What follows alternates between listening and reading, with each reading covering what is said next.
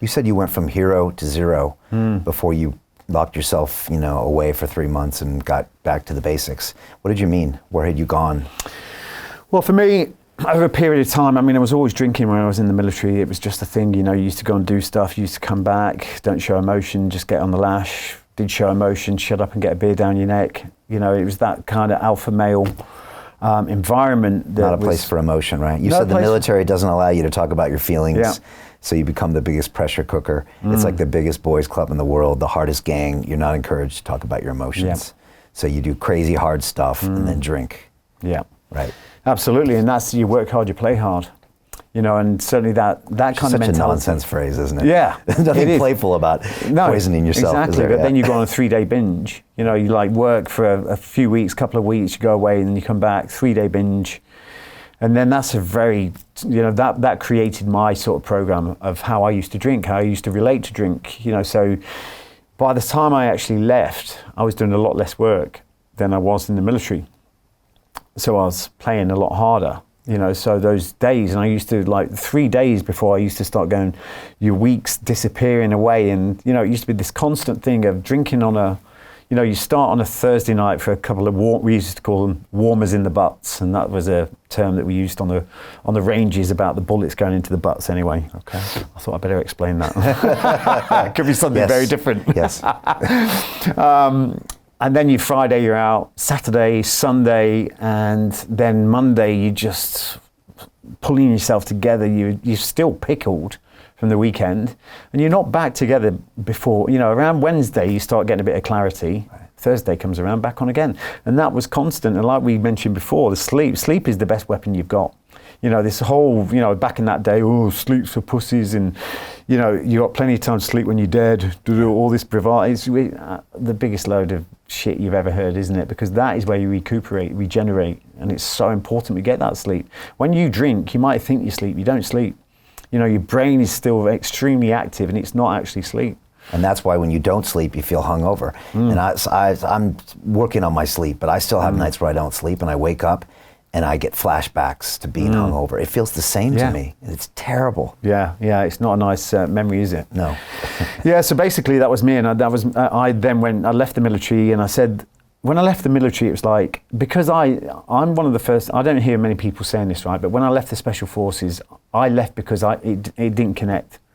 I went from the Royal Marines, which was this dream of mine since I was about 14 years old, joined the Royal Marines, and then that wasn't enough, so I went for the Special Forces, got into the Special Forces, got there, and then realised, this isn't it. I don't know, something was missing, something didn't feel right.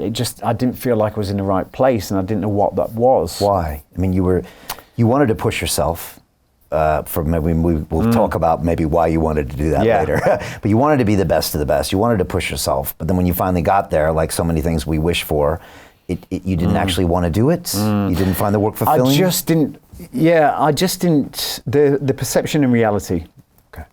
And for me, 14 years old, I created so much, we all are. I'm so creative when it comes to visualization that I find it very easy to do.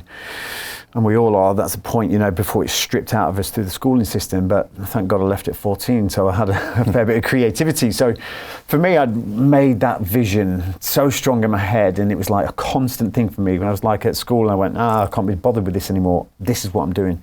And I truly believe that was one aspect of it, but I have got another theory on it. What the London Real Investment Club actually does for you, it gives you the keys to open that door to the inside deals. In the last 3 weeks, I've participated in 3 incredible deals: a layer 2 Bitcoin protocol, an incredible AI protocol. The deal flow is beyond what I expected. I don't think I've ever seen a model like this that just gives average folks the opportunity to be behind the deals, and that's exactly what we've done. Not only that, you get to hang out with Brian Rose every week. And for me, that was huge, because I look at Brian as somebody who's not only an expert in the space, and I think is on the leading edge, but just the leading edge of thought with London Real and the work he's doing there. To anyone who's taking a serious look at this, I know it's a big decision. It was a big decision for me and my family, and it is one of the best decisions I've ever made. So I wish you all the best, and hope you come join us.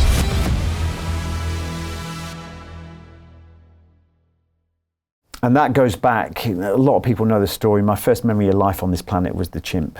10 years old. We should talk about this. Yeah, 10 years old, at the circus. Found myself in a place I shouldn't have been. They were just setting up, and found this baby chimp. And for me, I was so infatuated with chimps because of Tarzan. I was watching Tarzan every single day. It was the summer holidays. So that was like a little piece of Hollywood for me. I went into this, and this is enclosure, green grass. It was beautiful, just this chimp sat in the middle. And I was so compelled on my own, 10 years old, to go and see this chimp. Before I knew it, I stood over it. I looked down, it looked up at me with these beautiful big brown eyes. For a moment we connected. It sounds weird, I know. And then it picked something off the floor and it started passing it to me, and I was like, I'm not going to touch that, it's disgusting, right? But I didn't want to break the serenity of that moment. So I was taking the food from the chimp's hand. I was sliding it down my cheek, just throwing it over the side. And it was a beautiful moment. Time stood still. It was so beautiful. And it was just me, the chimp, blue sky, nothing else. But then the serenity of that moment was broken, almost like a fighter jet cutting through the sky. It was that severe when I heard this roar that I'll never forget. And in the shadows behind the chimp was something moving. That was clearly mummy or daddy, which was making its way to me at Mach 10, this massive 50-kilogram chimp. I didn't get a chance to weigh it, but it was fucking big. Bigger than you. Bigger than me, a lot bigger than me. And then, I couldn't move. I was the deer in the headlights, I couldn't move. And then this thing pounced, it must have been from 20 foot, over the chimp in front, landed on my chest, pinned me to the floor, and then the first fist, hammer fist straight down into my chest, and it knocked everything, the solar plexus, knocked everything out of me, I had nothing left. And then it was fist after fist, and it was like a drummer in a rock band, I was the drum. And I just curled up, I just wanted it to end. Whatever was going to happen, I was just defending. I wasn't going to do anything but just defend myself. And in that moment, I then could start feeling, I felt the flesh being ripped from my arms. I realised this thing was then biting me. And I can remember looking through the cracks in my hands or through my fingers and seeing blood and everything. This thing was mental. And I went somewhere I never knew existed in that moment. I'd never been there before. I had no reason to go there. And I tapped into this inner potential. And I honestly heard this voice that said, "It doesn't end today, Ollie." And that just gave me enough courage to retaliate. And I managed to get my knee up to my chest, smashed out, connected with the chimp, knocked it to the floor, managed to scurry across the floor, and I was watching this chimp get back to its feet. It was pointless. This chimp was even angrier than ever, teeth were showing, and it came at me at Mach 20 now to finish me off. And just as it got to me, it was an inch from my face before the chain caught it. I managed to get up, in an absolute state of shock, covered in blood, the whole place erupted. My brother finally turned up, bless him.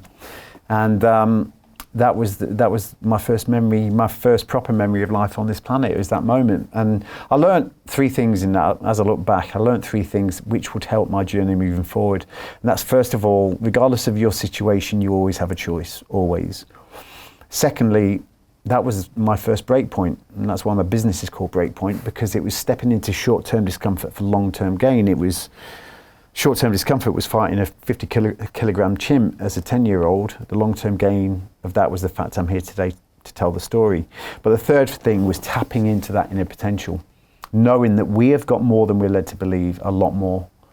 And I would then use that to get through Special Forces selection twice, and then from the brink of suicide later on in my life. It was tapping into that, knowing that this is not the best guide or mentor, especially when your life's on the line sometimes.